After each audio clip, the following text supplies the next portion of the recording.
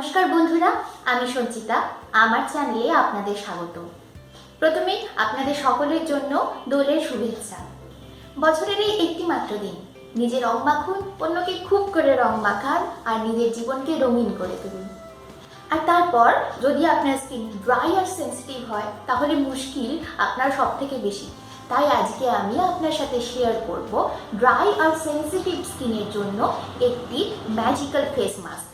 আমি এর আগেও আপনাদের সাথে শেয়ার করেছি যে আমার নিজের স্কিন ভীষণ ড্রাই এবং সেন্সিটিভ। বহু বছর অবধি আমার নিজের একটি সবথেকে বড় সমস্যা ছিল কোন ফেস প্যাকটি ইউজ করলে আমার স্কিন আরও ড্রাই হয়ে যাবে না, স্কিন ময়শ্চারাইজ থাকবে, হাইড্রেট থাকবে এবং স্কিনে গ্লো আসবে। তবে এই সমস্যাটিতে আজকাল আমি আর ভুগি না। গত প্রায় 5-6 বছর ধরে আমি একটি ফেস মাস্ক ইউজ করি, যেটা আমি নিজে বাড়িতে বানাই। এই ফেস মাস্কটি আমার উপর ভীষণ ভালো কাজ করে। তাই যদি আপনার স্কিন ড্রাই এবং সেন্সিটিভ হয় তাহলে প্লিজ এই ফেস মাস্কটি ব্যবহার করে দেখুন। এতে আপনার স্কিন হাইড্রেট থাকবে, ময়শ্চারাইজ থাকবে, স্কিনে একটি আলাদা গ্লো আসবে। আমি এটি প্রতি সপ্তাহে ইউজ করি এবং এই গ্লো প্রায় 3-4 দিন অবধি থাকে।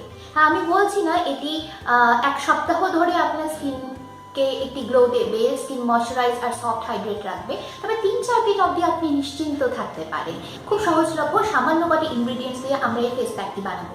চলুন দেখিনি এই ফেস প্যাকটি কী করে বানাতে হবে। এই ফেস প্যাকটির জন্য চাই একটি কলা, গ্লিসারিন ও মধু।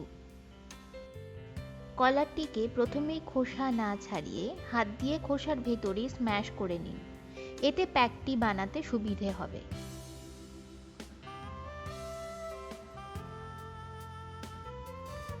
এবার এতে মেশান 1 চামচ গ্লিসারিন এবং 1 চামচ মধু।